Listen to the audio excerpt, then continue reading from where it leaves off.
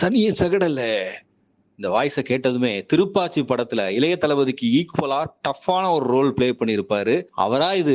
சாமி படத்துல விக்ரமைய மிரட்டி இருப்பார் நடிப்புல. அந்த பெருமாள் பிச்சையா இது அப்படின்னு தான் கேட்க தோணுது. எல்லாருக்கும் வயசாகும் தான் இல்லையா? அந்த மாதிரி இவரும் வயசானதுக்கு அப்புறம் அடையாளமே தெரியாத அளவுக்கு மாறிட்டாரு. ஆனா இவருடைய கேரக்டர் சொன்னதுமே இவர் யாரு அப்படிங்கிற இமேஜினேஷன் நமக்கு வந்துரும். திருப்பாச்சி படமா இருக்கட்டும், சாமியா இருக்கட்டும், இந்த மாதிரி ஏகப்பட்ட தமிழ் படங்கள்ல வில்லனா கலக்கி இருப்பாரு கோட்டா சீனிவாசராவ். சரி, இப்ப என்ன சொல்ல வரேன் அப்படின்னா, இன்னைக்கு ஆந்திரா, தெலுங்கானா உள்ளிட்ட மாநிலங்கள்ல மக்களவை தேர்தல் நடக்குது. 4ஆம் கட்ட தேர்தல்ல வாக்குப்பதிவு விறுவிறுப்பா நடந்துகிட்டு இருக்கு. அந்த வகையில தெலுங்கானா மாநிலம் ஹைதராபாத்ல ஜூப்ளி ஹில்ஸ் அப்படிங்கிற பகுதியில நடிகரும் முன்னாள் எம்எல்ஏவுமான கோட்டா சீனிவாசராவ் தன்னுடைய வாக்க பதிவு செஞ்சிருக்காரு. அப்ப எடுக்கப்பட்ட வீடியோ தான் இது. எப்பா இவர் நடிகர்னு தெரியும், நம்ம ஊர் படங்களை நடிச்சிருக்காரு, இவர் அரசியல்வாதியா, அதுவும் எம்எல்ஏன்னு வேற சொல்ற அப்படின்னு கேக்குறீங்களா? ஆமாங்க, இவர் 1999ல இருந்து 2004 வரைக்கும் ஆந்திர மாநிலத்தின் கிழக்கு விஜயவாடா தொகுதியினுடைய எம்எல்ஏவா இருந்திருக்காரு. தமிழ், தெலுங்கு, கன்னடம், மலையாளம் உள்ளிட்ட 700க்கும் மேற்பட்ட திரைப்படங்களையும் நடிச்சிருக்காரு. இவர் வாக்களித்த இந்த வீடியோ இன்னைக்கு சமூக வலைதளங்கள்ல அதிகமா ஷேர் செய்யப்படுது. அதுக்கு காரணம்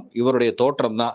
எப்படி கம்பீரமான குரலோட அதிரடியான நடிப்போட இவரை நம்ம பார்த்திருப்போம். ஆனா அடையாளமே தெரியாத அளவுக்கு மாறிட்டாரு. வயசானதுக்கு அப்புறம் இந்த அளவுக்கு மோசமா இவருடைய உடல்நிலை பாதிக்கப்பட்டிருக்கே அப்படின்னு நிறைய பேர் இதை பத்தி பேசுறாங்க. ஒரு பக்கம் தேர்தல்ல வாக்குப்பதிவும் விறுவிறுப்பா நடந்துட்டு இருக்கு. மக்களவை தேர்தல் 7 கட்டங்களா நடக்குது. அதுல 4ஆம் கட்ட தேர்தல் இன்னைக்கு தெலுங்கானா, ஆந்திரா உள்ளிட்ட மாநிலங்கள்ல நடந்துகிட்டு இருக்கு. காலையில இருந்தே உற்சாகமா பொதுமக்கள் வரிசையில நின்று ஓட்டு போடுறாங்க. ராம் சரண், அல்லு அர்ஜுன் உள்ளிட்ட பிரபலமான தெலுங்கு நடிகர்களும் இன்னைக்கு ஓட்டு போட்டிருக்காங்க.